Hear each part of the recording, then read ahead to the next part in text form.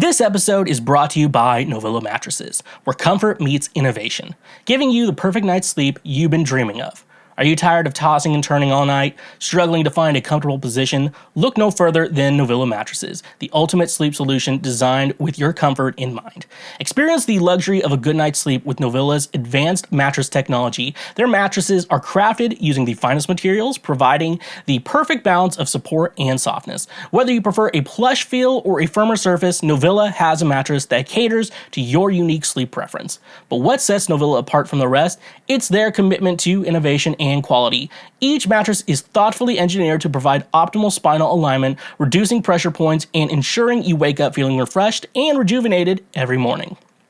Say goodbye to restless nights and hello to blissful sleep with Novilla's cutting-edge cooling technology. Their mattresses are designed to regulate temperature, keeping you cool and comfortable throughout the night. No more waking up in a sweat, just pure, uninterrupted sleep. Worried about allergens and dust mites? Don't be. Novilla mattresses are hypoallergenic and resistant to common allergens, ensuring a healthier sleep environment for you and your loved ones. And here's the best part. Novilla is committed to affordability. They believe that everyone deserves a great night's sleep without breaking the bank. That's why their mattresses are competitively priced, giving you the best value for your money. But don't just take our word for it. Join the thousands of satisfied customers who have already made the switch to Novilla. Even when your mom comes to my place, just know she's getting a great night's sleep, among other things.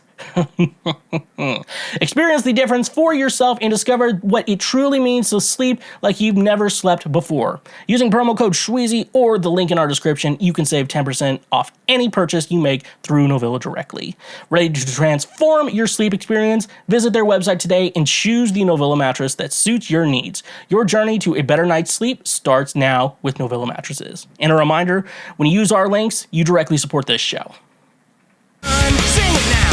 Joy to the world, all the boys and girls. Joy to the fishes in the deep blue sea.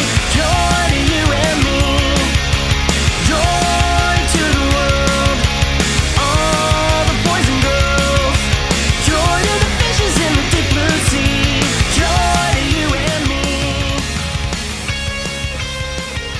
Hello, and what is going on, my fellow Schwooklords? What is up? Welcome to yet another episode of Christmas Schweezy, not Cancel Schweezy. Some of you may be thinking, oh, is this just another episode of Cancel Schweezy? No, it's fucking Christmas Schweezy, and guess what? Why weren't you at elf practice? So, think about that before you decide to, come into my life and start shit. How do I...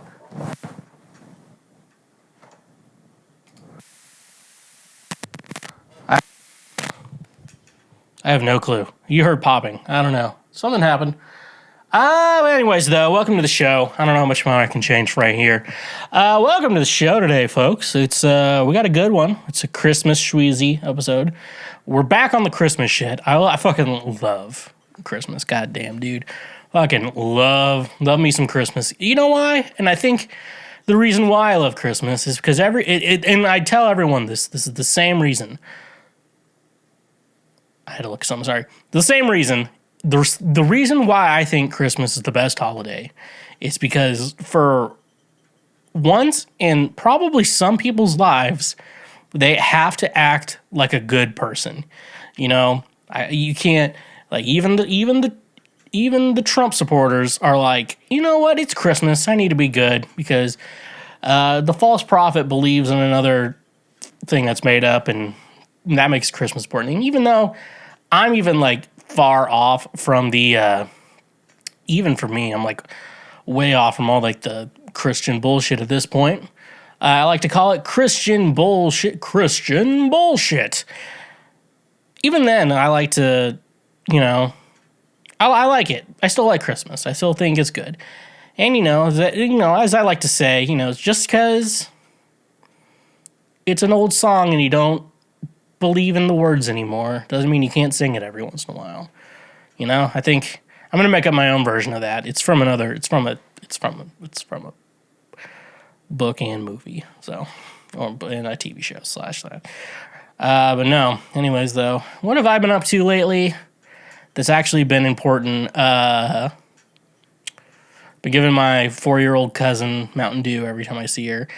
And, okay, so what happened was she asked me, like a week before Thanksgiving, she asked me, can you bring Mountain Dew to Thanksgiving? And I'm like, yeah, sure. And then I brought Mountain Dew, and her parents were like, just because a child asks you to do something doesn't mean you have to do it. I'm like, yeah, but she asked nicely, and also it's not like I'm buying her something crazy. It's like a fucking soda.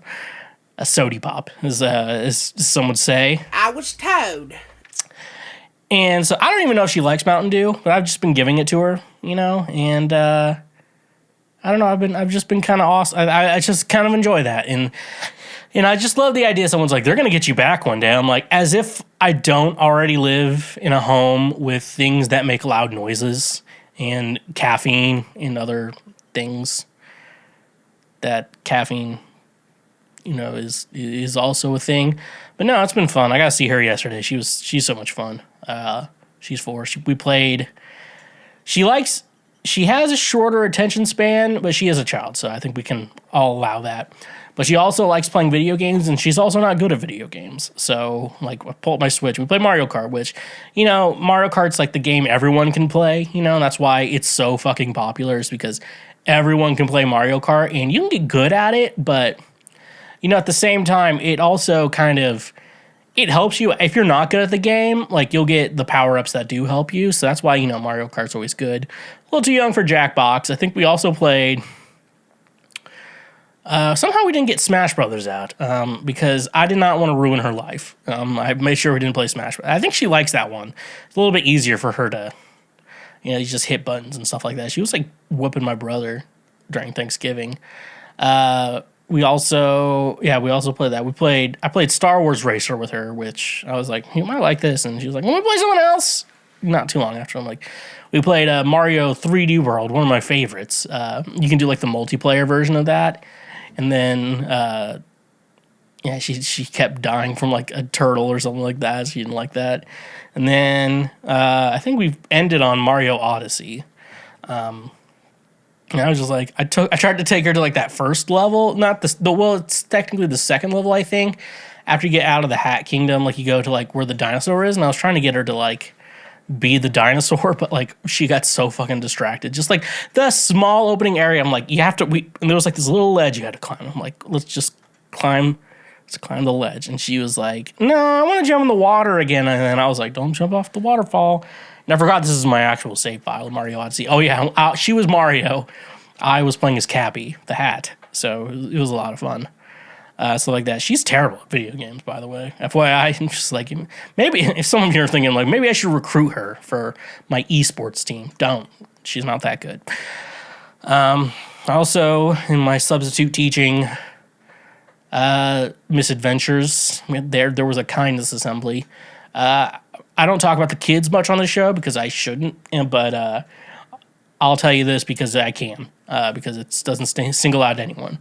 I told the class, I was like, all right, I want you guys on your best behavior. Like, right hand over your heart, left hand up in the air. We're making swears today, folks. Had them be like, I'll be on my best behavior and I will not get Mr. Schwag in trouble, and stuff like that. And I promised them if they were good during the assembly, I'd be like, they like it when I'm like, Daddy, chill. And then also when I hit the gritty, because it is funny watching a 30-year-old hit the gritty. I don't care how old you are. It is funny to watch a 30-year-old hit the gritty. And so, yeah, they kept their end of the bargain. None of them got in trouble. So then I'm like, all right, I'll hit the gritty. And I'm like, like hitting the gritty in front of class. And then they're like, woo! And I'm like, Daddy, chill. Oh, no, I'm like, Daddy, chill. And then, fucking losing their shit from there. And then they all started acting like little shits after that, I thought it was like, after Thanksgiving, I was like, I kind of miss them. And then it was the Monday back. I was like, nah, I don't miss them anymore. And she's like, I know I still like them, but when you're like, God damn, apparently there's a time limit for how good kids can be. Like, I'm only allowed to be on my best behavior.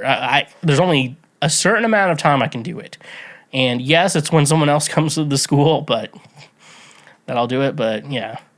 But anyways, no, we had a kindness assembly, and like they had, I'm not gonna, the guy was good. Like, the guy who came, he was good. He, I think with middle school assemblies, because I fucking start just getting on. I get very interested when I hear middle school assembly. You know, and I hear that, and I'm like, yes. And so they had a guy come in, talk about kindness and shit like that. He had good points. He said, like, he did, like, a fundraiser. I don't know if it's a fundraiser or the word, but they got a bunch of shoes, and they brought them to kids in Kenya, which is a good thing, because that means those kids in Kenya, because you have to have shoes to go to school, and, like, you know, a lot of those kids just don't have shoes and shit like that. So, which is weird.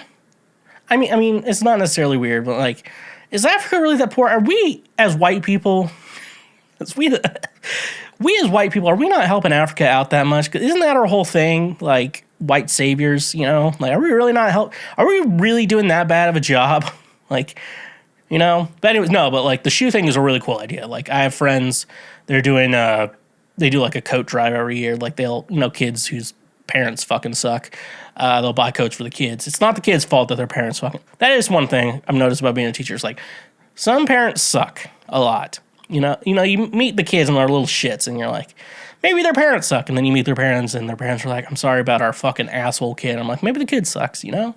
I will take account... I will blame the parents before I blame the kid for being a little shit.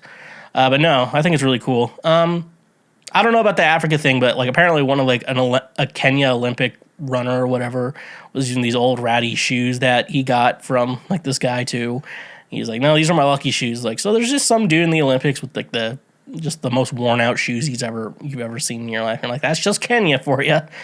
Those happened. Oh yeah, he was, like, filming, and I was like, you know, I don't want those middle schoolers know. You know, about, like, you know, this show, I'm not, like, ashamed of anything on this show, but at the same time, what do we talk? We talk about inappropriate things, like things I wouldn't bring up in conversation with middle schoolers. And that's the thing about this show is, I expect you to be in high school. Like, I expect if you're in middle school, I hope you don't understand. I hope this show isn't for you. You know, when I was a kid, The Daily Show wasn't that interesting to me with Jon Stewart, even though Jon Stewart is fucking phenomenal. Now as an adult, I'm like, Jon Stewart is fucking phenomenal.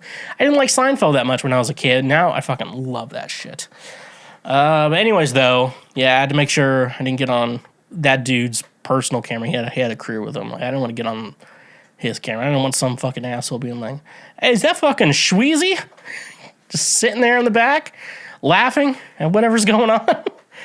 Yeah, it's me. So anyways, though, yeah, I don't know what we're going to title this episode yet, but I did have a thought.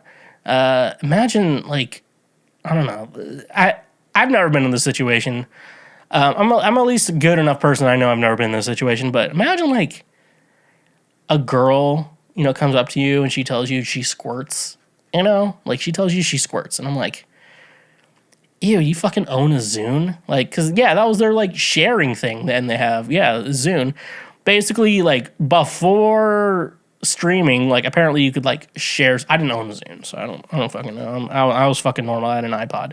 I was like every kid who was obsessed with music. I had the fucking 80. I had a fucking iPod Classic, you know.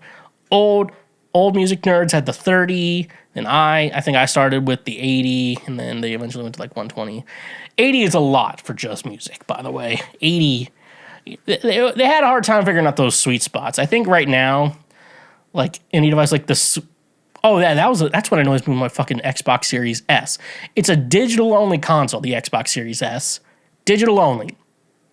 512 gigabytes, where, like, the Series X was, like, a terabyte. I'm like, put the terabyte in the digital-only console. They do it now, you know. They made the cool fucking black one, which is so fucking slick.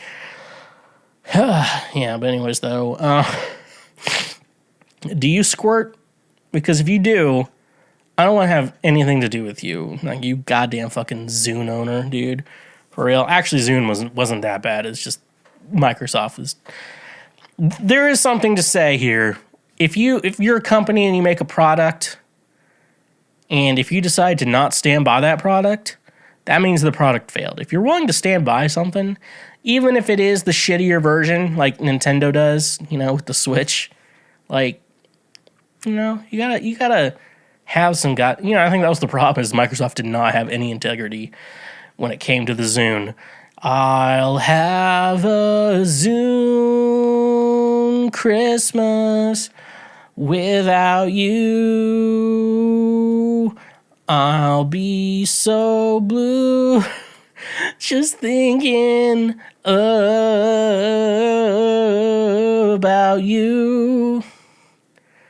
Decorations of Pooh Brown on a little device will no longer be squirting because the Zune isn't supported by Microsoft. Even the iPod still has some support from Apple. Even though Apple doesn't like you using ancient products, because they want you to buy all the brand new shit. But you'll have a Zune Christmas. See, that's how fucking good I am at songwriting, people. I knew a melody. I had a basic idea for a song. And I just fucking made a song out of it. This is me complaining about all my music students I have who are at that age where they just know more than you. And I don't know, it's just something about, I don't know, maybe it's me. Maybe this is the sign I shouldn't be a music teacher.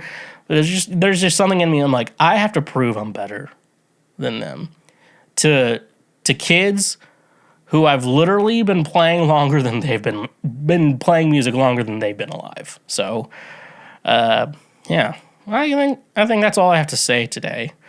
I'll have a Zune Christmas without you.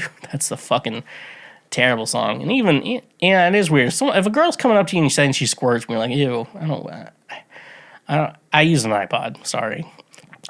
Make sure you're checking out my, I'm gonna get out a beer and then, make sure you guys are checking out my music under Schweezy, wherever you're getting that at. I just put out, if you listen to that little cover of Joy to the World I did, the good one, not the major scale going down.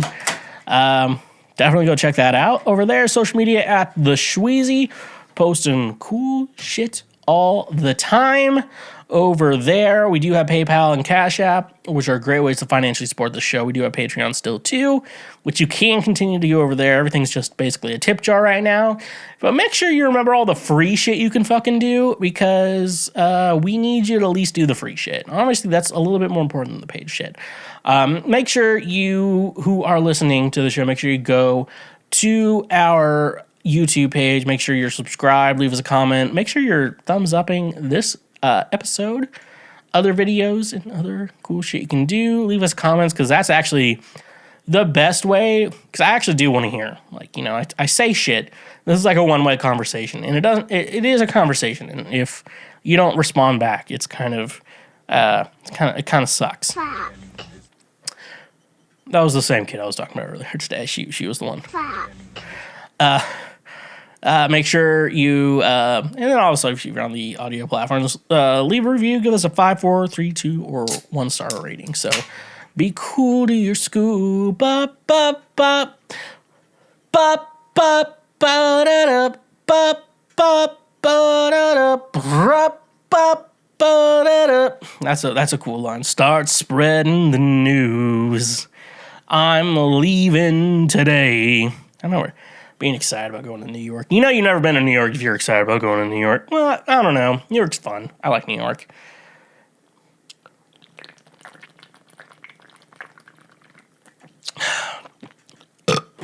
Let's jump into previous week right now. The news from last week that is going out right now. It is a Wednesday. And this is all stuff you should have heard about last week. So, as our friend would say, or as our friend Phil DeFranco would say, let's just jump into it. This is from church leaders. We're not going to have the best sources, but I did fact check them, okay? I did actually, some of these I did fact check. This first one I fact checked. I'll get to the other one when I get to it. Why don't, yeah, never mind. Okay. Undeniably, a crisis. IHOPKC posts update on investigation into allegations against Mike Bickle. This is the type of guy you get. The executive leadership team, ELT, of International House of Prayer of Kansas City, IHOPKC, in Kansas City, Missouri, has defended its decision to use a law firm to conduct the independent investigation into its founder, Mike Bickle. Leaders also emphasize that they have not cleared Bickle of the allegations against him and acknowledge that the ministry is dealing with a crisis. IHOPKC has contacted and is in communications with multiple third parties about conducting an independent examination of the allegations presented by the complaint group, as well as a review of IHOPKC's report on initial findings and the ELT in an update on Wednesday, November 22nd. These third parties include national Christian leaders, journalists, and investigative firms, and were involved in #MeToo and investigated the SBC and RZIM. There has also been unfounded suspicion and sowed fear upon IHOPKC's choice to utilize law firms to conduct the initial examinations of the allegations. The ELT continued, however, law firms are routinely involved in the investigation of sexual abuse in accordance with due process, a fundamental part of the justice system and a basic right enshrined in the U.S. Constitution. IHOPKC is a ministry that aims to spread the gospel in society with a reliance on 24/7 prayer and worship. On October 28, 3 former ministry leaders published allegations that ministry founder Mike Bickle was guilty of sexual and spiritual abuse. Bickle subsequently stepped away from leadership. In a statement on October 29th, IHOPKC said, "Our leadership team takes these allegations very seriously. We are engaging with outside parties to assess and arbitrate these allegations."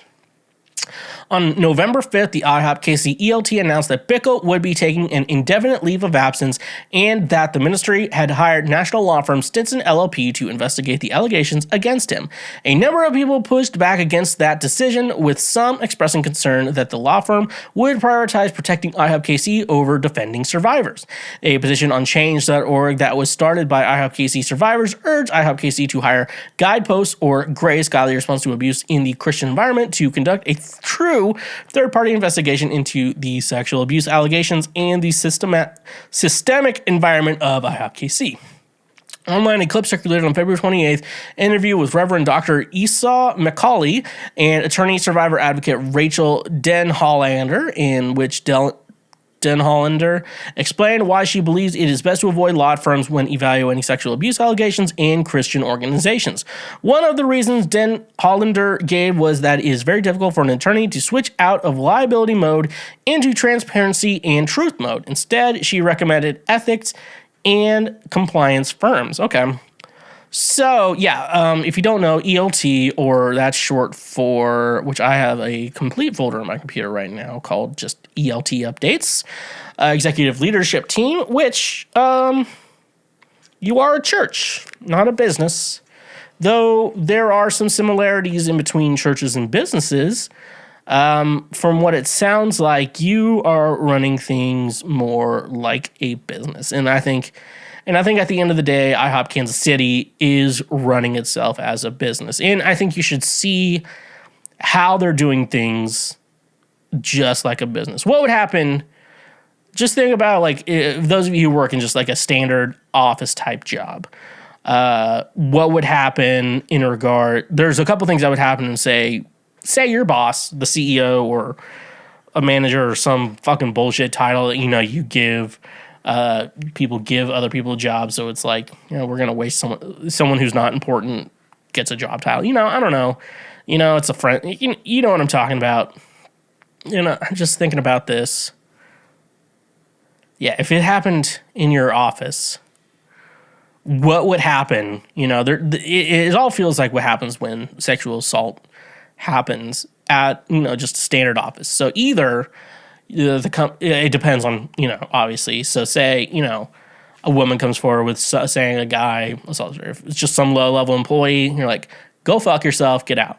It's the CEO or like the boss of everyone. Human resources job is to protect that person. And, just like the Nazis doing what you were told. So like that's human resources. Their job is to protect that. And even though they're at a point, though, and at least their internal investigation. You know, when someone says internal investigation is like, it's like, okay, it's you versus them. What side are we going to take? And then it's like, oh, we're going to take their fault. And I'm like, yeah, we've also noticed your work performance has been getting pretty bad. Yeah. Oh, all of a sudden the work performance is bad. Go fuck yourself. So with the ELT updates, I've been saying basically what their initial investigation showed was that, hey, Mike Bickle did sexually assault those women. However, we don't have any proof, you know, and somehow we don't have any, you know, all of a sudden there's no proof. And you could like, you know, like I worked at a job and it was like a credit card company. I was doing customer service and I started noticing a lot of fraud on a lot of, you know, a lot of people calling it about fraud. And so the more I look into it, you know, the sketchier things I find, and, you know, they're all of a sudden trying to like punish me for noticing things I like, and I'm like telling them what's going on. You're like, we don't have any proof of that. And then I started sending them proof, and all of a sudden I didn't have a job anymore, you know? Stuff like that. So they're reading as just very sketchy, horrible people. Like this is the shit that IHOP Kansas City is just known for. Like they're just known like just having shitty leadership, and they'll do whatever they need to do to like gain power, to gain this authority over you. Like this is what the leadership team at IHOP Kansas City is all about. Like they're just all about being able to control someone and take advantage of people. And it's pretty fucking gross. And yeah, so basically what their update was like, we don't have any proof. And in regards to this, I'm thinking about this more of like a work lawsuit or whatever. So what has to happen, if you like to say you have like, you know, a legal situation with like somewhere you worked or whatever. So say I listen to a lot of Ryan, the TikTok law attorney guy, Ryan the attorney, I think. He talks about how in typical like, hey, I'm going to sue my former employer or bring up a lawsuit against a former employer. When it comes to that, it's not just like he said, she said stuff. Like that's, you know, that's other criminal law. Like when it comes to like a workplace issue, all that happens is like you have to have proof, you know? And that's why it's always suggested that if you work somewhere like that and you're like, these people are kind of being really sketchy about things, write down, make sure you have everything in writing, you know? Basically, they put you in a meeting to like punish you and you say that's not right, send, you know, HR, send the managers all an email and make sure you CC like an email they can't like delete later at the same time, so you have all that proof. And I always say like, hey, so after I complained about sexual harassment in the workplace, a couple weeks later, I had a meeting about my poor work performance, which I do believe is related to, you know, the sexual harassment thing, and I believe that. So you write that down, you send it out, and make sure they know. So the more they try to punish you, the worse it looks, you know? And so at the end of the day, it's basically, again, like sexual, people aren't fucking writing down their sexual assaults. Like Mike Bickle is not going to be like, Dear Diary, today I forced myself on this woman. She didn't like it, but I did. You know, like he's not fucking writing that down in his fucking diary. So that's basically what they're investigating. That's like all their investigation was. Ending it off, I want to talk about this fucking how they ended this, how this article was ended. Okay, let's read this again. After a change.org petition, which, like I said, petitions don't do fucking shit. So you're wasting your time. You're like, I'm going to sign a petition to get you to stop that. I'm like, go ahead and fucking do something to get them to stop it. Don't fucking write a petition. Also, according to me, don't hurt people. So they wanted to stay out from actual law firms that, you know, do third-party investigations on sexual abuse in churches, which, in my mind, for those of you who are Christian listening to this, I just want to let you know, if you're new, I think you should be able to go to church and not get sexually abused. And so that's my goal with looking at all this shit. So now we're looking at this, like, about why they don't do third-party investigation, why they don't like it. Was it very difficult for an attorney to switch out of liability mode into transparency and truth mode? Transparency and truth mode is what you hire a lawyer for. A lot of times you'll hire a lawyer Basically, they'll say shit you do not want to hear, but their goal is to do the best job they can possibly do. So if you're just like, for an attorney, switching out of liability mode into transparency and truth mode, that's what they're looking at. And the fact that you're like, we're not going to hire this person because we don't want them to switch out of liability. We want them to, they're going to switch into transparency and truth mode. That's why we don't want to hire them. Like, that means you're hiding something, okay?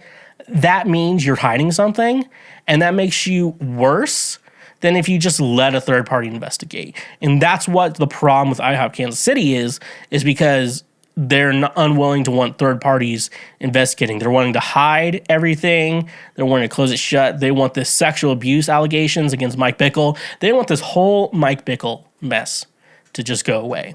That's what I've been looking at every time I just hop on the IHOP Kansas City Facebook page. All I'm seeing is like, pray for us. We are struggling. We are in a time of struggle, And I'm like, you're not. You're in a time of accountability, okay? You're in a time of accountability and to do the right thing. And for you to do the right thing means also following the goddamn book you follow, the one that you believe is written literally and is meant to be interpreted literally, even though you're also reading a translation of it. A bad one, also with that. So, yeah, you're making up excuses on why you don't want to. You're worried about an attorney. Yeah, you're worried about an attorney fucking roasting you to shit because that's what you fucking deserve. So, yeah. Like, you're getting IHOP Kansas City's getting everything they fucking deserve. And just like this whole thing just shows how fucking terrible they are. Like, just how terrible. They're trying to stay on both sides. They're trying to stay on the side of Mike Bickle is innocent until proven guilty, but also public opinion says we shouldn't have him, so we got rid of him. But like, can you guys just like forget about it? I know he was like a terrible guy. He lied to you. He made up a bunch of shit. But like, can you guys just get fucking over it? We're trying to make some money here, okay? Shut the fuck up. That was a rant, dude.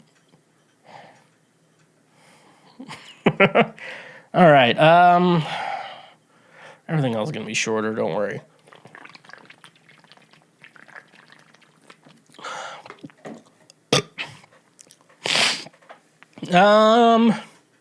This one's from rock celebrities.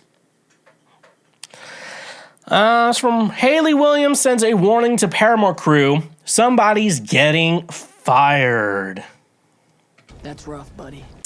During a recent show, Paramore singer Hayley Williams sent a warning to the crew members by singing in a new videos by Consequence on X. The pyrotechnics seemed to malfunction and fire at the wrong time. Fed up with it while singing Hard Times, she changed the lyrics to warn the crew about the incident. While singing, she said the following instead of the original lyrics. Somebody's getting fired. Beyonce did, so we can too. And I can't wait to speak with you. It's the third time you've done that shit to us. The incident Williams referred to took place in a 2010 show where Beyonce showed where her lighting tech missed their cue during a performance of Diva, leading her to utter the phrase into the mic for all to hear. A similar accident happened more recently as well, getting too hot during a recent show. The singer saying, "Turn the fan on," after one of her technicians seemed to have forgotten about it. Now let's show the clip.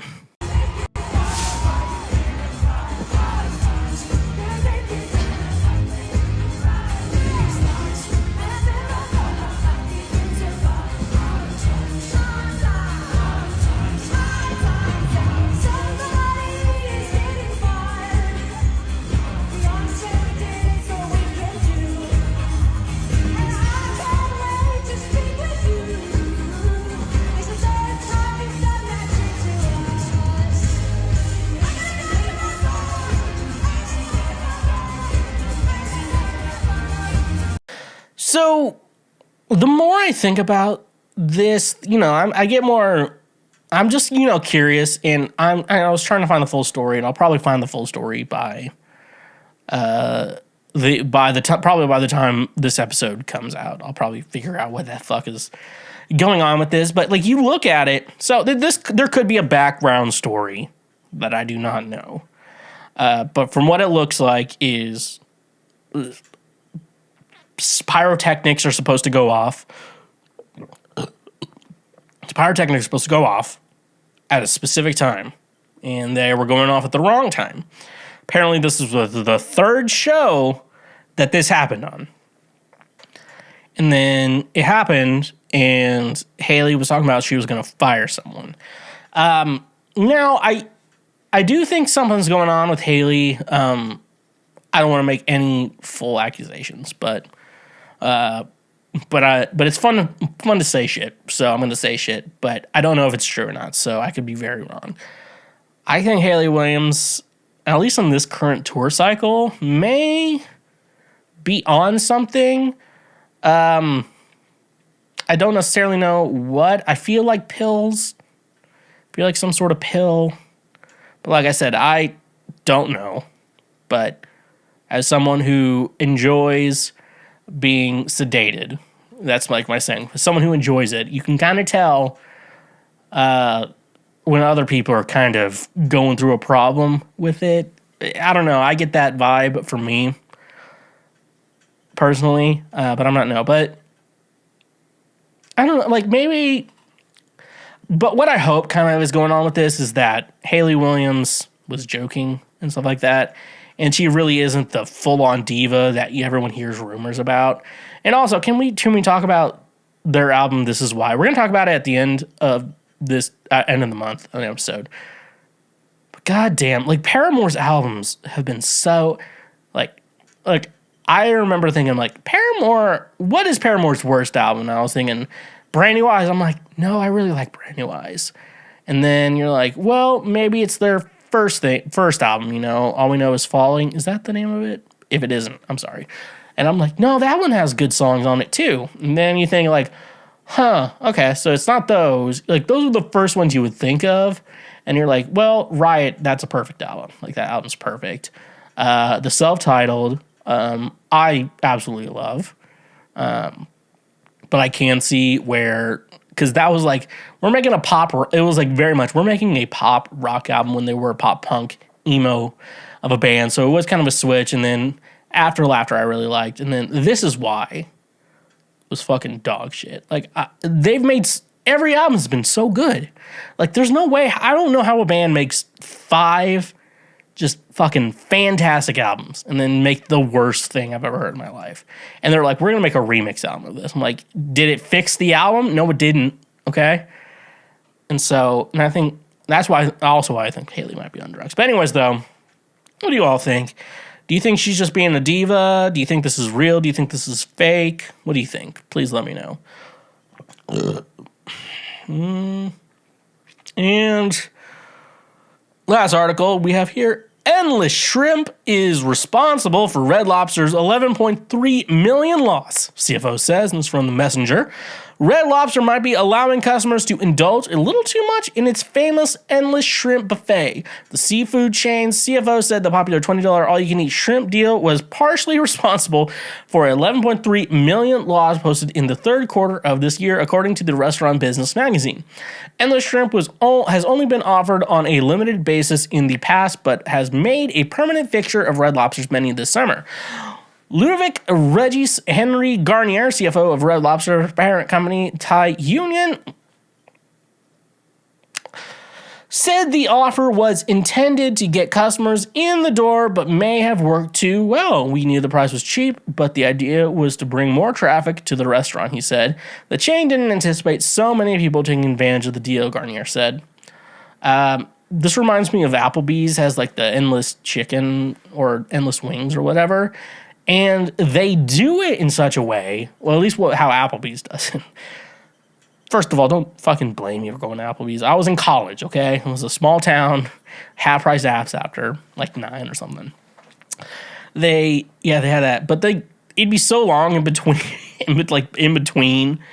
like, you get your meal and you're like, I'd like to order it. You finish it and you're like, I would like to order another, please. And then your stomach adjusts and you're like, and you're, in other countries, your stomach's like, hey, man, Don't eat anymore. You're done. In America, your stomach doesn't do that. That's just like an American thing. So I know some of you aren't from the United States, and so it's like, yeah. So in the United States, what happens is you just keep eating until you're like, you know what? I feel horrible. That's how you live in America. You know, you just eat, you feel horrible, and then eventually you adjust. You know, you just be fat. You know, being fat is the best. Yeah, no. So F in the chat for, I think they all deserve it. But I haven't been to Red Lobster in so fucking long, and the only thing I remember liking there is the biscuits. So to you, Red Lobster, congratulations, you played yourself. FNX Fitness, the ultimate destination for fitness enthusiasts looking to reach their peak performance and achieve their health goals. Are you tired of the same old fitness routines that leave you feeling uninspired and unmotivated? Look no further than FNX Fitness, where they bring a fresh and innovative approach to your fitness journey. At FNX Fitness, they believe that true fitness goes beyond just physical strength. It's about nourishing your body and mind and soul to unlock your full potential. That's why they offer a wide range of high-quality supplements and products designed to support your active lifestyle. Fuel your workouts and enhance your recovery with the scientifically formulated supplements. From pre-workout energizers to post-workout recovery blends, FNX Fitness has you covered every step of the way. Their products are carefully crafted using premium ingredients, ensuring you get the nutrients you need to perform at your best. But FNX Fitness is more than just supplements. It's a community of like-minded individuals who share your passion for fitness and well-being. Join their supportive community and gain access to expert advice, workout tips, and motivational content that will keep you inspired and on track towards your goals. They understand that fitness is a personal journey, which is why they offer a wide range of products to cater to your individual needs. Whether you're a seasoned athlete looking to take your performance to the next level, or a beginner taking your first steps towards a healthier lifestyle, FNX Fitness has the tools and resources to support you every step of the way. But don't just take my word for it. Join the thousands of satisfied customers who have already experienced the FNX Fitness difference. Transform your fitness routine and unlock your full potential with FNX Fitness. And using our code in the description, you can save 15% off your order from their website. Ready to take your fitness to the next level? Visit their website on your nearest retailer today and discover the power of FNX Fitness. Elevate your performance, fuel your passion, and become the best version of yourself with FNX Fitness. And a reminder, when you use our links, you directly support this show. Cash App, the easiest way to send, spend, and save money with just a few taps on your phone. Are you tired of dealing with the hassle of carrying cash or waiting in long lines at the bank? With Cash App, you can say goodbye to those inconveniences and hello to a seamless financial experience. Sending money to friends and family has never been easier, whether you're splitting the bill at dinner, paying your share of rent, or simply sending a birthday gift. Cash App lets you transfer money instantly, directly from your bank account. No need to worry about writing checks or handling physical cash anymore. But Cash App doesn't stop there. It's complete financial ecosystem right at your fingertips. Use the app to easily pay for your morning coffee, groceries, or even your monthly subscriptions. With just a simple scan or tap, you can make purchases at millions of locations, both online and offline. And here's the best part. Cash App helps you save money too. With its innovative Boost feature, you can unlock exclusive discounts and cashback rewards at popular retailers, restaurants, and even your favorite services. It's like having your own personal saving assistant, always looking out for the best deals. Worried about security? Cash App has you covered. With top-notch encryption and advanced security features, your financial information is always protected. Plus, if you have ever had any question or concerns, Cash App's dedicated customer support team is available 24/7 to assist you. So why wait? Join millions of satisfied users and experience the convenience, speed, and savings that Cash App brings to your financial life. Download the app today from your app store and start spending and saving money like never before. Luckily, the best part is, if you sign up using the link in the description, you get a free $5 just for signing up. That's literally just free money. So join Cash App today. The future of money is here. And when you use our links, you directly support this show.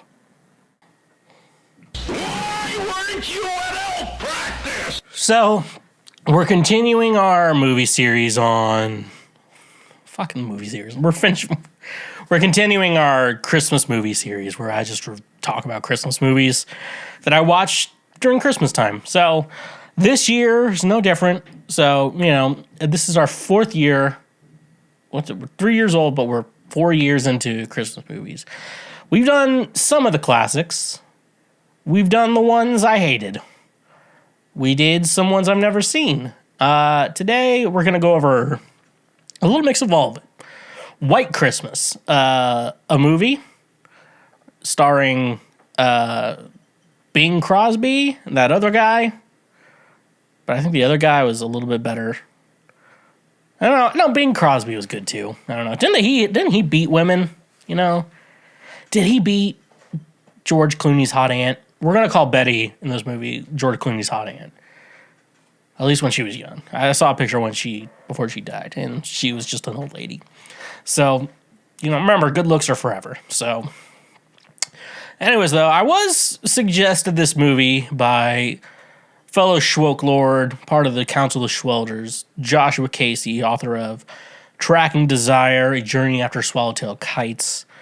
He suggests this movie to me, and usually I don't take movie suggestions from him, and by usually I don't, I mean I always do, and I am always disappointed. The last thing he suggested I watch was the movie Donkey, which was a short film. It was a good short film, but it was about a guy whose dad was on his deathbed in the hospital, and when that in like the last year and a half happened to someone, someone's dad died and they were sick with the disease and they died from it, that's the last thing you should be sending them is the short film Donkey.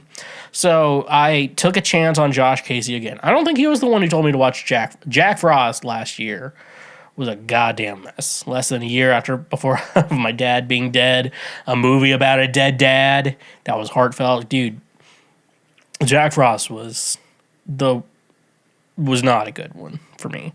I'm never gonna watch that fucking shit again. But anyways, the White Christmas though, I remember the thing is, the only memories I have of White Christmas were of my dad watching it. My dad was the man who died with cable. Like, you know how like we're like cable's really dead now? That was with my dad because he was like the one guy. Like he was never gonna, like he used Disney Plus because he was always interested in like The Mandalorian and stuff like that. So he did use it, and my mom would like to watch a show, and so they watch it, But like him by himself, like he was on cable. Like he could switch through sports, then he could go back to that final like scene from A Few Good Men. You can't handle the truth. He watched that. Then he go to. So I've seen clips from White Christmas, but I've never seen the full thing. So I've already seen it by this point. But I wrote this part. I haven't seen the movie yet, but it was really good. It was really. I'm gonna say a lot of mean shit about this movie, but like it was actually really good. Like if you don't like if you don't like singing and dance numbers, you're not gonna like this movie. But if you're like, I can appreciate it when it's really good, or like I enjoy watching it when even when it's, because this is like top tier. Like when it comes to like musicals and shit like that, it's like if you go to like a show on Broadway, like even if the show kind of sucks, like it's Cats or whatever, like it's still gonna be a good show because like the actors, there's such good singers and shit like that. It's gonna be good. That's what this movie is. It's like even if you don't really like that shit, like they're so fucking good. Like not George Clooney's hot aunt, the other lady, the sister, like she was great. Like she was really good. Even George Clooney's hot aunt, she was good too. I like calling her. He's a 60-something-year-old man. His aunt died. She's been dead for at least 2 decades now. And I'm calling Rosemary Clooney George Clooney's hot aunt. And guess what? It's still a good joke, so I'm going to continue doing it. So anyways, though, let's make Christmas great again. White Christmas. What's wrong with a white Christmas? All Christmases matter, But I do have a lot of thoughts on this movie, and so got to do it. Also, this movie takes place during segregation, which apparently I am not as educated as I want to be. I know it was bad, but I never realized that. I don't know why I never made that connection. Apparently, black people would be okay with segregation if it meant equal resources, you know? If it was all about resources. It was never about, like, being equal. They just wanted equal resources, you know? Also, that could be wrong. This is not a part where you should be like, all right, well, I'm writing my dissertation. Better jot this down. I'm writing my dissertation over fucking White Christmas. Better fucking write what this asshole's fucking talking about. So let's get into the story. Let's get into the story. A lot of great songs, you know, but we're going to talk about the plot because that's the most important part. So this movie takes place before singing was gay, okay? So you remember how, like, singing is gay? You know, there was a time before that when it was not gay. And this was the time, World War II was the time period. Bing Crosby he has another name, but I don't know. I'm just going to call him Bing. I might call him Shitty Google or Bing Crosby. I always got them mixed up with Bill Cosby, but apparently don't do that now. I don't know if either of them were, I don't know who's worse. So singing was not gay, okay? So it was World War II, and Bing Crosby's just singing songs to a bunch of grown men.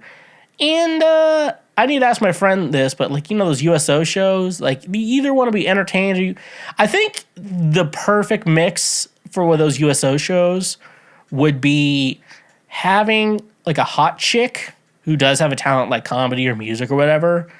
That person is the perfect person to perform. Because, one, they are getting good art sent to them. Because I do think, like, yeah, if you're in fucking Afghanistan, dude, like, there's no way. Like, they probably have a couple good bands around there, but the U.S. military is not going to be hiring those bands.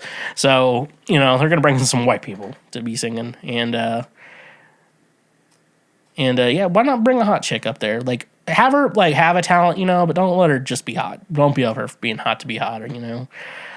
So anyways, it's Christmas Eve, 1944, World War II, Germany. It said Europe, so I'm assuming Germany or Italy. And so what happens was Bob Wallace, that's Bing Crosby. Phil Davis, that's the other guy with the big nose, who seemed like he put in a little bit more effort into this movie than Bing Crosby did great in this movie, but, like, the other guy, whose name I don't know, who's probably I could have wrote down, but I didn't. Yeah, he's like, let's be a duo, and Bing Crosby's like, fuck that. And then after their old fucking general decides to retire, fucking that's when they get bombed. And I got to say, I'm not cut out for war, dude. I don't think humans are meant for this. It's like, you think about it, like other countries, not the United States, other countries. It's just like, yeah, everyone does the military, you know, it's just what happens, you know? You're like, oh yeah, we don't do that. And so I'm just like, I'm proud to be an American where I don't have to die because I will be the dumbest one and I will do something with a grenade and die, and I'll proudly die because America ran out of all the good people first. That would be, that is something like, if America has a draft, we ran out. We have run out of good people. If America has a draft again, we're at a point, you know, it's like the military recruiting is so fucking good. At least how they do it, you know. It might be stupid for joining, but, like, their recruiting skills, top notch, you know. Yeah, if they're asking me to fucking go in there and be like, can you help? I'm like, can it be a video game? Can it be like Fortnite or something like that? Because if it's Fortnite, I might have a chance. You know, you just give me honestly though, if you give me a controller, it has to be third person. If it's first person shooting, I will suck ass. But third person shooting, I'm your guy right there, America. I'm your guy. If you just need me, just let me pull it up whenever I want to. I'll kill whoever I need to. You know, that has to suck though, dude. It really has to suck. If you are killed by a drone, you know how fucking goddamn mad I would be if I was killed by a drone? Like, can some motherfuckers show their goddamn face that they want to fucking murder me? You know? It's like, I don't know, like, can I go out fighting? I don't want some goddamn robot killing me, you know? Like, you know how fucking sad that is? Like, how did your son die, Nancy? Well, a drone killed him. You're like, that sucks. You know, if someone's like, he fought in the heat of battle, you know, down to his last breath, I'm like, cool. You know, that's how I'm going to be remembered. Anyways, though, I talk about singing gay. Oh yeah, they sang a rousing chorus of the old. They sang. That's how I know this was before singing was gay. It's because they sang to their general. Was it? It's the general, right? Go to the general to save some time. General Waverly. Yeah, they're just like they're singing a little song to him. You're like, yeah, I guess singing's not gay. That's what I'm like. I guess singing's not gay yet. Oh yeah, and then a wall almost falls on Bob, and Phil saves him, and now Bob is in a life debt, apparently, to Phil, and they have to be like a duo act. And is the duo act very straight? No, it's not. It's very gay. And it really doesn't help that in these old fucking movies, like before High Definition has ruined a lot of movies. Like, it's enhanced. It's made a lot of movies better, but it's ruined a lot of. Like, this is a movie that was very much ruined by High Definition. Because all the guys were wearing makeup, and it's the kind of makeup that theater kids wear now. And if we know, most men in theater are gay. You can be straight in theater, okay? You know? But the thing is, if you're a straight guy in theater, you have a lot of gay male friends, okay? Like, there's nothing wrong with that, you know?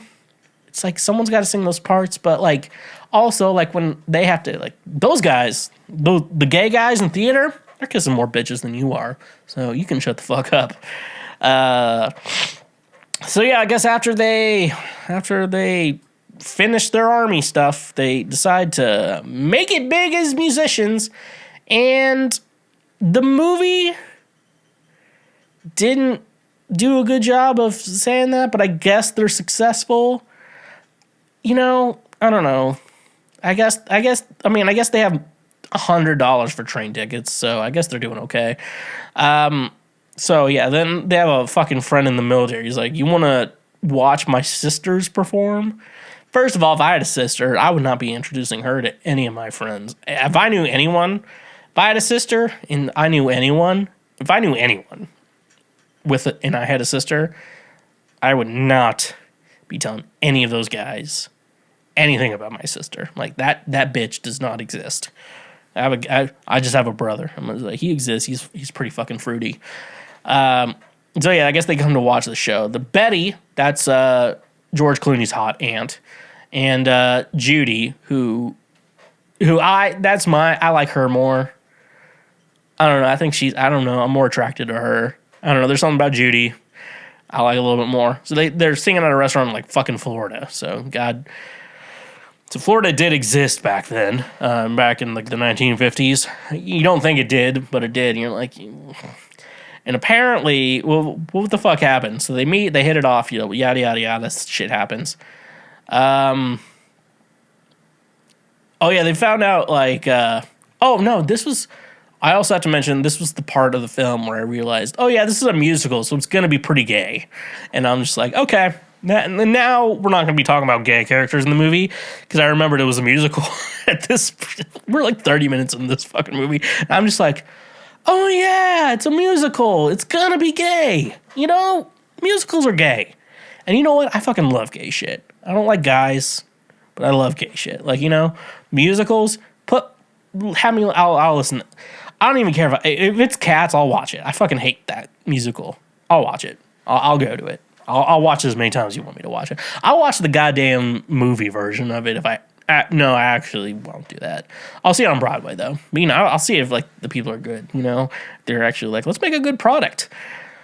So, yeah, you figured that out. The movie's gay. So I guess, like, this is a situation where, like, the girls would, like, live somewhere for a minute, and then they'd perform and shit like that, then they'd move on after whatever, you know? And I guess they were being falsely accused of damaging a rug, and so they called the police about it, which, I don't know, is this when the police were useful? Because if I went to the police and said, hey, this woman damaged my rug, you know what the police would fucking do? They might come up, they would maybe come to you, take notes, and then you would never hear from them ever again. Like, that's what would happen if you fucking had to, you know? Like, but apparently they're going to get arrested. But luckily, after Bob and Phil put on a drag show. Now, the people this movie was made for, the people that were kids when this movie came out, and, you know, the people who would like it as much as they do, are the ones very outspoken about, like, how much they don't like drag shows these days. This movie had a whole ass fucking drag show in the middle of it. And people didn't even, and also, they were lip syncing to these, whatever the fuck sisters' names are. You know? They were lip syncing. And so people didn't even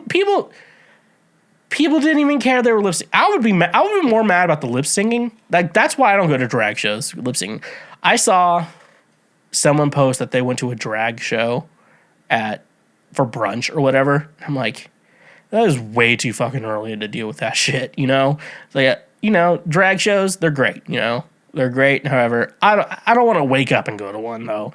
Like, let me process existence a little bit throughout the day, and then I'll go to the drag show. I'll go to a drag show in the evening, but do not ask me to go to a drag show right after I wake up. I will be one, a zombie, and then two is like, hey, honey, how are you doing today? I'm like, I can't do this right now. I just woke up. So don't do that. So the girls escape out of the window, and the guys escape with them. And the girls are going to Vermont. They got to do a bunch of shows in Vermont. And so Phil and Bob, they decide, you know what? Let's get laid. And they decide to go with them. So they end up in Vermont. They find out that their old general from the war, General Waverly, he's like the landlord of the hotel, which I think this was back in the day when hotels like were expected to like entertain guests, you know? It's like, oh, yeah, you're sleeping here. Like, nowadays, it's just like, oh, the hotel is just where you fucking sleep. Like, this is where you go. You know, this is like your little home away from home. Like, that's what a hotel is. Like, you go in there, you watch TV, you sleep, and you go out and do things. Like, back in the day, like, you know, like, when things were nicer, you know, like, people were like, oh, you get dinner at the hotel, and then you have entertainment. You know, it's like, just, you know, when America was good. Minus the segregation part. Some of the stuff back then was pretty good, and then it's just like, and then you're like, realize all the bad shit, and you're like, no, you know, it's not that part I liked. So after figuring out General Waverly, you know, now owns the fucking place, they're like, we're gonna put on the best goddamn show you've ever put on, not the drag show, but the best one. And then they figured out General Waverly was rejected from rejoining the army, which I don't know the fucking rules there. But I wouldn't have another friend do that. Oh, yeah, this was like back in the day when you're just like, did I get any mail, sweetheart? And then you're like, oh, yes, you got one letter here. Looks like it's very important, you know, back in the day when it felt like some things were more important than others, you know. Now that nothing really seems to matter anymore. God, where the fuck am I in here? Oh, yeah, Bob's like, let's prove the general's not forgotten. He eventually gets a bunch of people to fucking show up. And it's kind of gay, so I don't really want to talk about that. Because I'm not part of the community, so I can't really speak on gay shit. What else happens here? Yeah, they put on the show. Yeah, it's gay. Yeah, the show was gay. What am I reading here? Ed suggests they put the general on the show and make a big scene of his misfortune. Okay, yeah, and they didn't do that because that sounds like fucking off. That sounds fucking awful. Oh yeah, and then the whole reason for all this was like Betty and Bob. They're like trying to get Bob and Betty together and shit like that. And the worst possible fucking moment of this movie happened. Bob was drinking just a glass of milk, just fucking weird as shit. You're a grown ass man. It's like you have like a turkey sandwich and a glass of milk. Like, we all see the red flag here, right? Like, that's not something you should do. That is not something you should do. So that scene happened. They're trying to get the romance going or whatever. Oh yeah, and I think after this, like, the movie was just like, how do we get from musical number to musical number? And I think this is it. Phil and Judy, they pretended to get engaged. And, like, throughout the entire movie, you're kind of like, are they dating or are they just trying to set up their friend and they're just good friends in the meantime / siblings? And then you're like, okay, I guess they're engaged. And then you find out that shit was not real and stuff like that. And then I was watching the movie, I realized that this movie is not about Christmas at all. This says the beginning of the movie was like, this happens on December 24th, and then we move away from it, and it's not Christmas for a while, until like the very last minute of the movie. So that's cool. This movie is not about Christmas. It's a Christmas movie. It's called White Christmas. Not about Christmas, literally at all. It's like impress people. I don't even know what the movie, it was just like, how do I get this bitch to like me? Let's put on a show at their hotel or that they're supposed to be working at. Let's just fucking do it up. So then Betty accepts a gig in New York and leaves her sister, and then they have to go and get her, and that I didn't get that story. I'm like, what the fuck is going on? So your sister got engaged, and you're just like, fuck it, I'm going to New York. Like, okay. Like, if you're like, oh, me and my brother are in a band together, and then your brother gets engaged, you're just like, we're still going to do the band, right? And yeah, you have that conversation. You don't just fucking go for another gig. I don't know. Yeah, this is where the movie got real. Oh, yeah, then they had their gay little thing for General Waverly. Very, very gay, FYI, if you didn't know. The gayest thing I've seen in a while. And I've seen men fuck each other. So, like, this was gayer than that. Oh, and also, all the men were in, like, makeup, too, because of, like, oh, yeah, it's going to be very low picture quality. So, it's not going to... This helps, and now it doesn't. It makes it look a lot worse. Now we get to Christmas Eve. Now it's finally fucking Christmas. Like, we're in a Christmas movie. I think we're like we're at least 20 minutes in to me talking about this movie. It's finally fucking Christmas Eve, dude. It's barely been Christmas this entire time. So they surprised General Waverly with another chorus of This Old Man. The Old Man, I don't know, gay little song. Betty and Bob become engaged, too. It just happened. I don't think they did a good job doing that romance, but who am I to judge?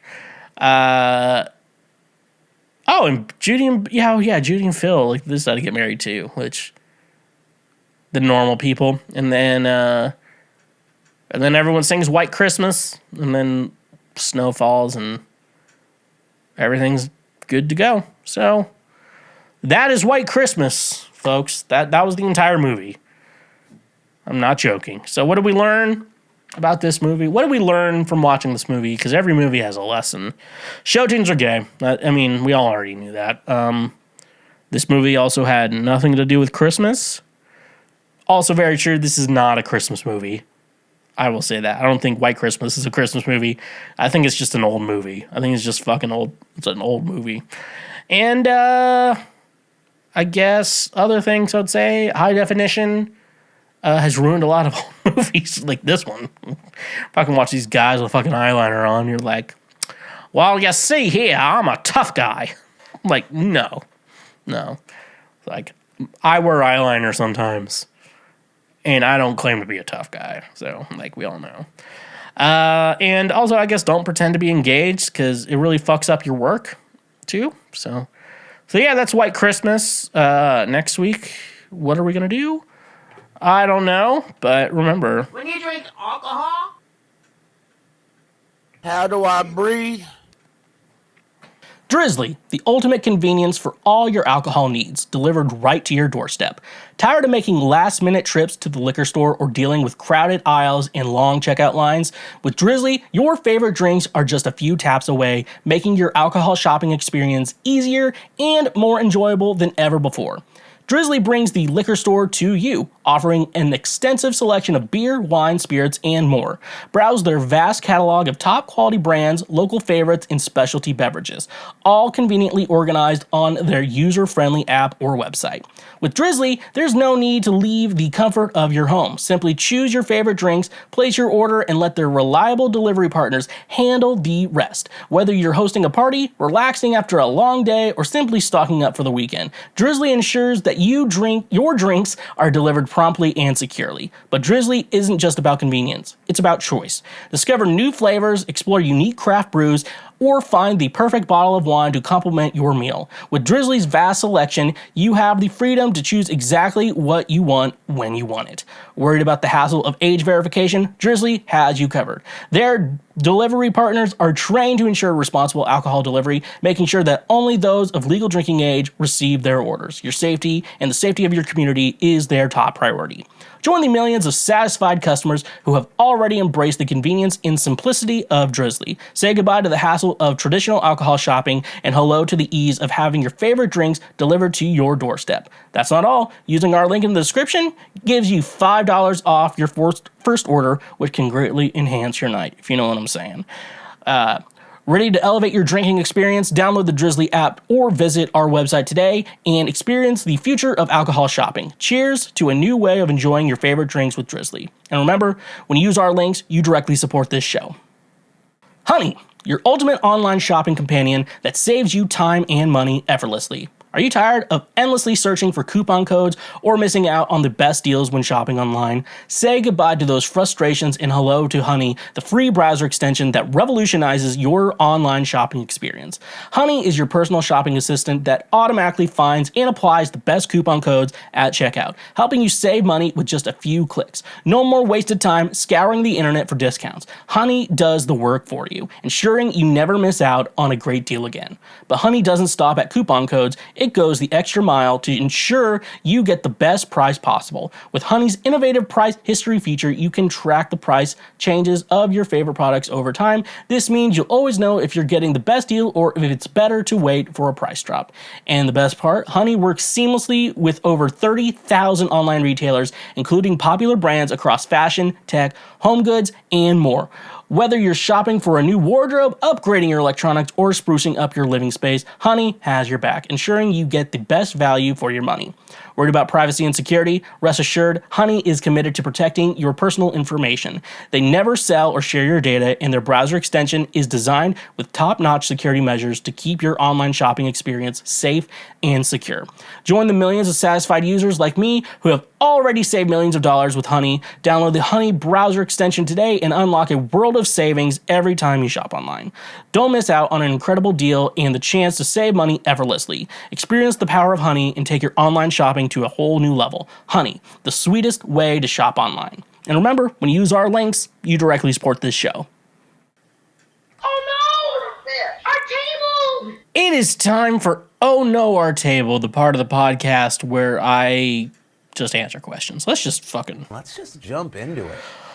What movie that traumatized you the most? I should have read that. What movie that traumatized you the most? I'm reading it right. Okay, I'm reading the question right. That doesn't mean it's a bad movie. I mean that reminds you of even after you watch it long ago. Okay, so I would probably say the most traumatizing movie. Feel like it's dumb as an adult, but Signs, M. Night Shyamalan's Signs. And you got to admit, like, if you're watching the movie on a CRT TV, like just an old fucking blurry ass fucking TV, that scene, I don't know how to describe. It's the scene where the alien, it's like an alleyway, and you just see the alien walk by. You know, like the fucking, like they're making a Sasquatch joke. You know, that the infamous Sasquatch video. You know. But yeah, I don't know. Something about that scene, and then, you know, it's and then like when the aliens get into that, there's something about that movie. You know, I'm not saying it's a masterpiece, but I'm saying for like the horror genre, like it gets the job. He got the job done. Like I think I saw it maybe second, third grade. Started using a nightlight again. Like, you know, I'm just like, aliens don't like light, right? You know.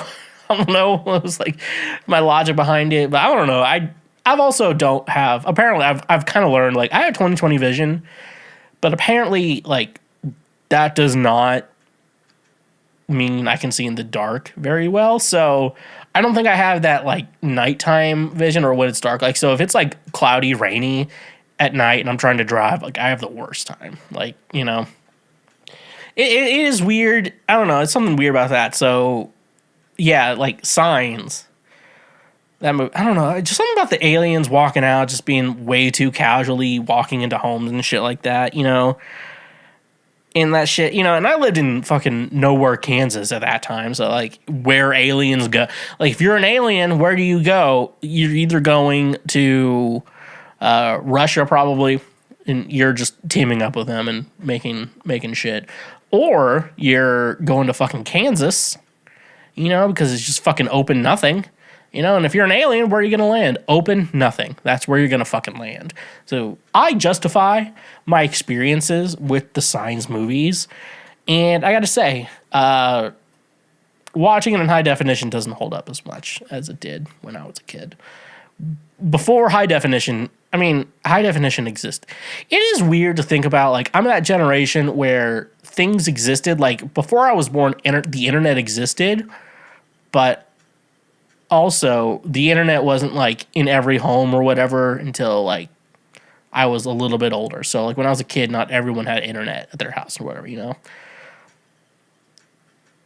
I don't even know where I'm going with this fucking shit, dude. Fucking Signs, dude. I don't know if I even want to watch it. Like, now as an adult, I'm like, someone's like, you guys want to watch fucking Signs? And I think there's a VHS of it somewhere in my home. And I will tell you, fuck no. No, I don't know. I think heebie-jeebies probably is the best term for that. Do men find it attractive if a woman openly flirts with you and makes it obvious she's into you? Okay. So, let's start off with this. I guess this is the age-old question, like, do men care if, like, a woman, you know, approaches them first? Because I guess in a society, which we all live in, it's typically expected for a man to approach a woman. So if, like, a man wants to date a chick, a man has to do it. Like, if it's a woman wanting to do it, she just has to fucking wait around. Feel like a woman, a real woman. So, and this idea, it's like, oh, do men? It's just that question. Do men care? No, I don't think that's necessarily a problem. However, let's think about it this way. I've been thinking about this a lot. Ladies, let's think about this. If you're a woman and you're like, why don't I just fucking make the first move on a man, you know? Like, and, you know, it's not necessarily the worst thing, 'cause, like, men are shy too. Men aren't as social, you know, if you're a chick who's just like, you know, I'm social, I want to date that guy, and, you know, I understand that he's probably not as social as I am, you know? So, yeah, I'll just go up to him and figure that shit out. I think what women should also realize, though, is when you ask this question, if you care, just think about what it's like from, like, a man coming up to a woman, you know? Because when, like, from what I assume from my lady friends, what they say, you know, there's two situations, and this is real life, so I'm okay with saying this.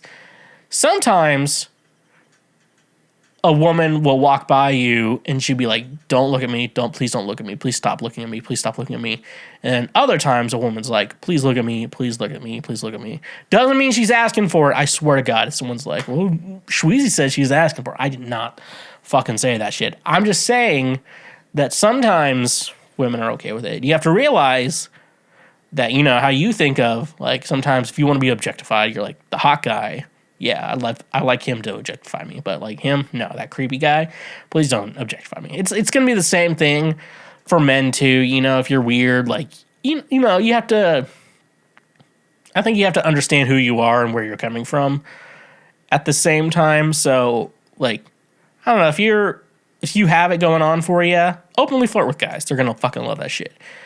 If you are kind of on the weird end, and you know who you are, you know what I'm talking about, you know, you have other traits that make you good, you know what I'm saying, you know,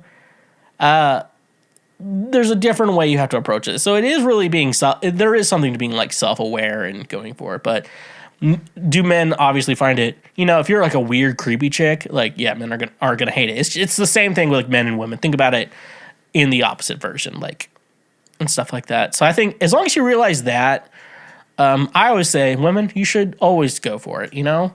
Pay on the first date, too, also. Especially if you have rich... Also, I was watching Suits. I think I'm on, like, season 2 right now. And it was, like, the flashback episode. Mike goes on a date with a chick who wants him to take the LSATs for her. And she's like, parents' credit card. You don't have to worry about it. You know, like, they're on a date. I'm like, will you fucking marry? If a chick did that and be like, don't worry, it's my parents' credit card, you know, and they pay for the day. I'm like, will you fucking just marry me right now? God damn, rich parents, you know, like, because I have no problem. In person, I can make baby boomers love. I can make them fucking love me enough to be like, marry my child. We're not there yet. We're figuring that shit out. But enough to be like, I like this guy. Let's have him hang out. Like him coming over for family, you know, shit, you know, good time. We're gonna move on. My partner and I were put together. What? My partner and I have been dating for 3 years. We were set up by a mutual friend who knew our feelings for each other. Sometimes I feel self-conscious about how we got together and wonder if they would have asked me out on their own. I find myself wanting them to make up for it, but they don't feel the same. Insecurity is it reasonable for me to feel this way? How can I address this with my partner without being insulting? Okay, so from what it sounds like is you're a shy person, and she is also a shy person.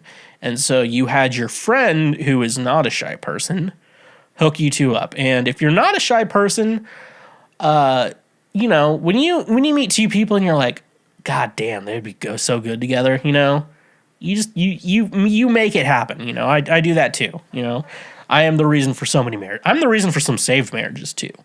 Okay.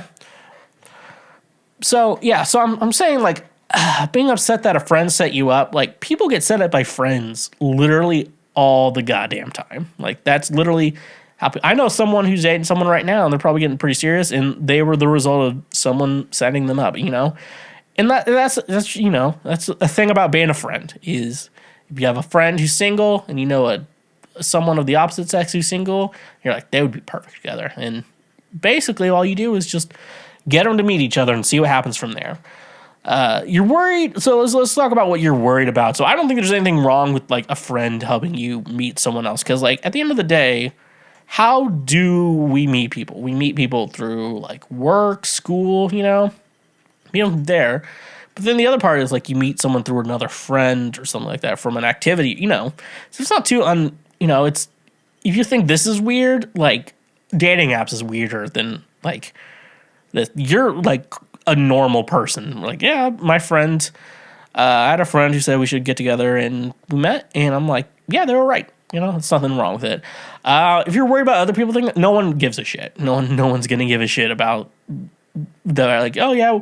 So we met through them. We're a mutual friend, you know, like that's us. You know, you don't understand how fucking normal that is to hear like how people meet. Like that is so fucking normal. Dude, you're like more normal than anything. If you're worried like, oh, she wouldn't have wanted to date me if they didn't set up, like, she would have wanted to date you, dude. Like, my brother, she would have wanted to, like, clearly, if you're dating right now, clearly she wanted to date. It's not like you fucking tricked her. Like, I always say, I'm like, I wore her down or whatever, you know? Like, she made that choice on her own, okay? That sounds so horrible out of context. But yeah, no, I don't think you should feel self-conscious. You know, it's just like we met through a friend.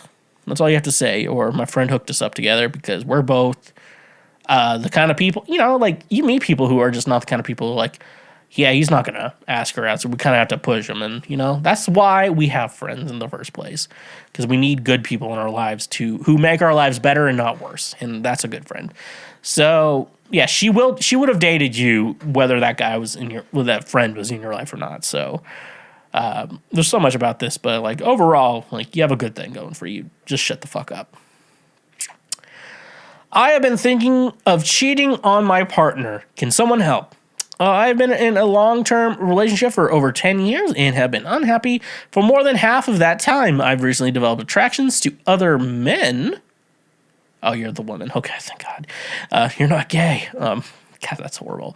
Which is causing distress, which are in a dead bedroom situation, and my partner lacks of self-care is a turnoff. Breaking up feels daunting as we live together and have a cat, and my partner has a way of convincing me to stay. I want to explore these emotions and find a healthier way forward. I'm considering therapy again, but unsure if it will help. Any advice? So let's just let's take a step back here. You're like, I'm going to start therapy. And I'm just going to say here, as someone who's also in therapy, I got to say, your therapist tends to tell you the same things every session. And I feel like if you went to therapy, she would probably say either you guys need couples counseling or you should break up. Something like that, because your therapist will probably notice, I'm like, hey, this person in your life is causing your problems. And so we need to fix, we got to either fix them or fix the situation and stuff like that. So, but you said you've been unhappy for like over half that time though. Like for me, and you say you have a cat together, so maybe the cat will die. That's horrible. Don't kill the cat. I swear to fuck God, if you kill that cat, I'll kill you. But yeah, no, yeah. So you either have to understand. So your feelings of cheating is probably your need to be like, hey, I need to be, in a relationship. That's like your body telling you like, hey, I need to be with someone. That's why humans have adapted. Like we don't need, like, if we look at like just biology or whatever, like animals don't have fucking lives. Some of them do. Most of them don't. And like, really, it's like mating and shit like that. So the fact that we're like, we need relationships as a species is so different. And so I think it's important to understand, like, do I just not want to be around this person anymore? Like, because it sounds like you don't want this person out of your life. You would just rather have a partner you're actually kind of attracted to and stuff like that. So, that's kind of a rough one. I think this is kind of like a him problem. I mean, I don't know your side, so you could be the worst human being to ever fucking exist. But yeah, I guess my big advice would be either you have to just. I think the first thing you should think of: don't cheat. Don't fucking cheat on your partner. If you're thinking about cheating, the first thing you should realize, if you're really thinking of cheating, like, should we break up or should we continue? And because you shouldn't cheat, because cheating is bad. You shouldn't do that. That's a bad thing to do. Don't do that. But if you think about, like, hey, do I actually want to be with this person anymore? You might not get the cat anymore, or you could steal the cat. I don't know. That's a different story. But yeah, you have to realize, like, do I want to be in a relationship with this person? Because, like, you got to sell your wild oats. You got to do that. If you're not going to do that, then what's the point of all this? What is a subtle sign that someone's life sucks? What is a subtle sign someone's life sucks? I think the big thing for me of like, if I'm thinking about like, oh wow, just because your life is terrible, don't like, that would be my reaction. Like, I would think about like saying, don't take out, just because your life is fucking shitty, don't take it out on me, And so I'm thinking about those people for a second. Those people I would say that comment to, I would say they're probably in a horrible relationship or marriage or something like that. Like, I've had friends who are like stuck in a marriage and are like, I am so goddamn fucking miserable being next to this fucking bitch. Like, I don't know if there's a way out. And, that's, I think, yeah, if you're a guy and you complain about your fucking wife, you're one of those friends. My fucking wife sucks, and not in the good way. And then the crowd goes, then your life, I don't know, something. I don't know. It's like, I hate my kids. I hate my family. I'm like, yeah, your life probably fucking sucks, dude. What else? Like, and I think it's always like people who make little things or really things that don't matter way too seriously, because it's just like, so I'm thinking about my brother when he was in the 7th or 8th grade. What happened was, I guess he accidentally left his pencil in the classroom, and then like he went back to get it, and the teacher gave him a detention. Now, in my mind, I feel like you should punish kids when they're acting like little shits, not like when they accidentally forget something, because people forget shit all the time. My parents just let them have detention because teachers were always right. A teacher would never do anything wrong when I was a kid. But like me as an adult now, and I would go to school and say, and like my kids, like, I'm in detention tonight. I'm like, why are you in detention? I accidentally forgot my pencil in class and the teacher gave me a detention. I'm like, all right, we're going to have a meeting with this fucking teacher because she needs to stop taking her fucking shitty life out on you, you know? And stuff like that. It's like people who take little goddamn problems and just make your life miserable because of it. Like, those are the people that someone's life sucks. So I'm thinking about all of you who have to like work retail and you have a manager or a boss or whatever, and they're actually the worst fucking human being you've ever met in your life. That person's life sucks. And, you know, usually your life sucks if you try to make other people's lives miserable. So, you know, there's always, if you're just like, someone's making me miserable, like, look up that chain of command. See whose life is really miserable and who is the goddamn psycho taking it out on everyone else, you know? Recently heard a strange thing from a woman friend of mine and curious if it's true.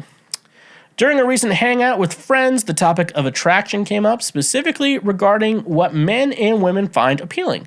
One of my female friends, who is considered very attractive, mentioned that a cute face on a man matters more to her than his body. Another friend, who typically dates muscular guys, agreed with this sentiment. I asked her if she would still be interested in a man with a great face but who was overweight rather than a ripped guy who was an unattractive face. She responded that she would prefer the overweight man with the nice face. I'm curious if others share this perspective. Now, I'm not a woman, and I am also not attractive, guys.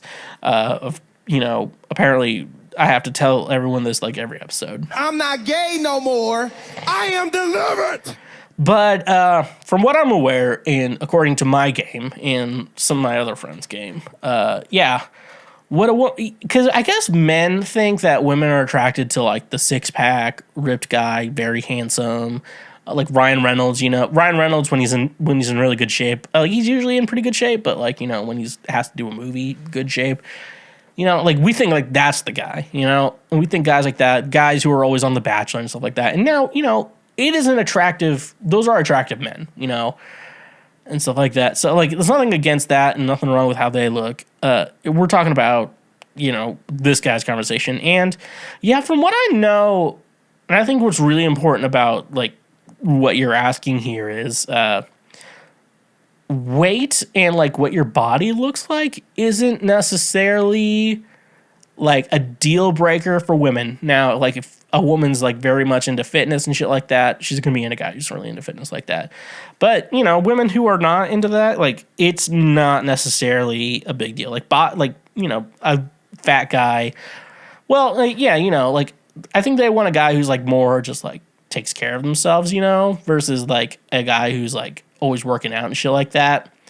But yeah, women are not as, and I also think, I guess they're not as, they don't care as much about that, and they're also not as shallow as men too. Women are willing to look past like weird flaws in men, like at least appearance. Women are willing to look past appearance flaws. I think women are a lot more self-conscious about like appearance and stuff like that, so they're a lot more forgiving on like what they're attracted to in a partner versus like what men are. Men are way more like, I sometimes think, I'm like, sometimes you think about like, are these standards too high?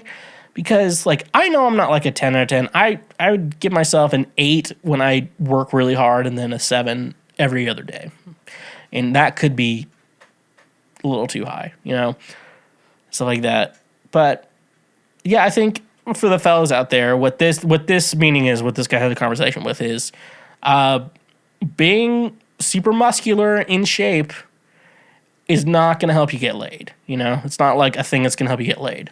I think there's a lot more things that women are looking for in a partner or to someone to even one night stands with. There's so much more than like their actual appearance versus like, you know, there's so much more like if you tell a woman, like, you could be the ugliest fucking guy on earth, but like if you're like, yeah, I make a lot of money, and then like that's an attractive quality for a woman.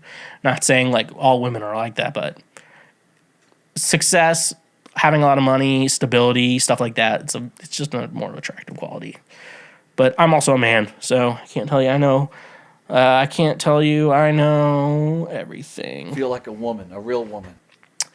All right, last question. What isn't the flex many people think it is. I think people who try to brag about how long they work and shit like that, it's like, yeah, I stayed up all night doing this. I'm like, it's pretty good, I don't know, man. If you're like, yeah, I spent all night practicing this, and I'm playing it. I'm like, I've heard better, yeah, I think stuff like that, how hard you work, like how many hours you put into work, like a week. I remember I worked some customer service job and some dude was like, I make $50 an hour, and I'm like, okay, cool, dude. And then like he had to mail something to the customer service or whatever. And he's like, you going to pay me back for the stamp? I'm like, sir, you make $50 an hour. You want to shut the fuck up right now? Like, are you just fucking wasting? He's like, I'm a very busy man. I'm like, you clearly are because you're fucking wasting my time.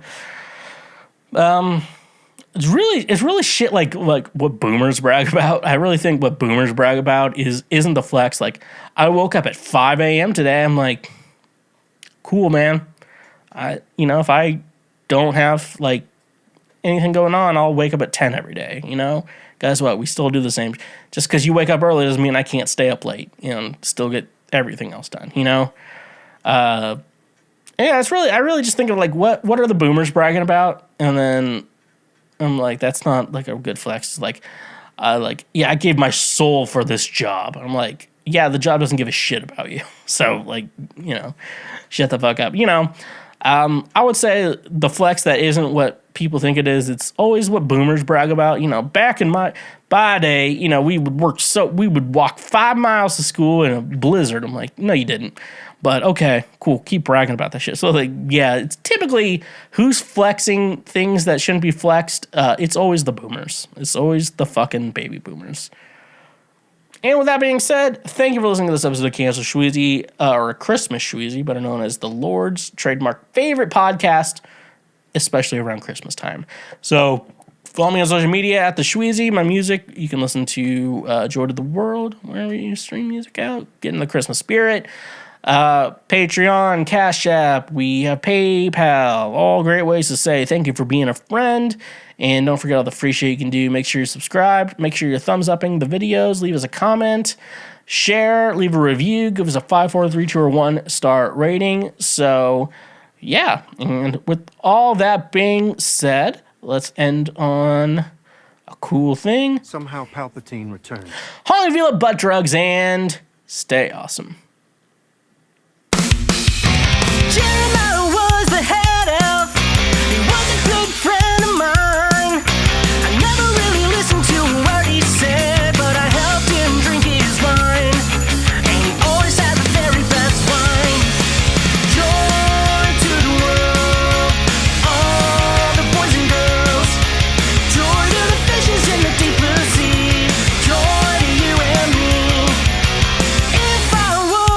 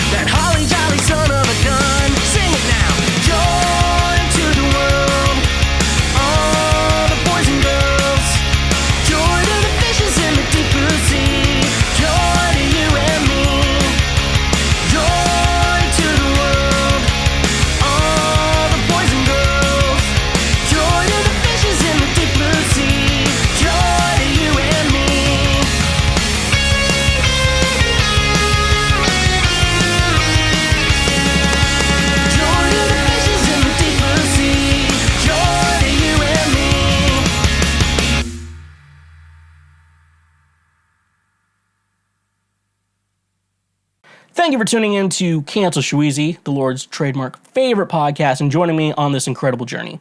I hope you've enjoyed the valuable insights and engaging discussion I brought to your ears.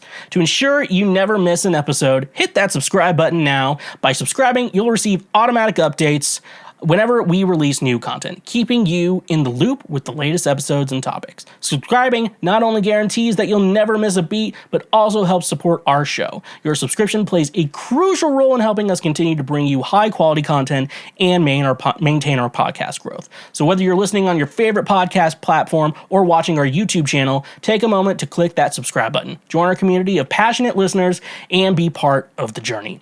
Personally, I appreciate your support, and together, we can make this podcast even better. So don't wait any longer. Hit that subscribe button now and stay connected with us. Thank you for being part of our podcast family.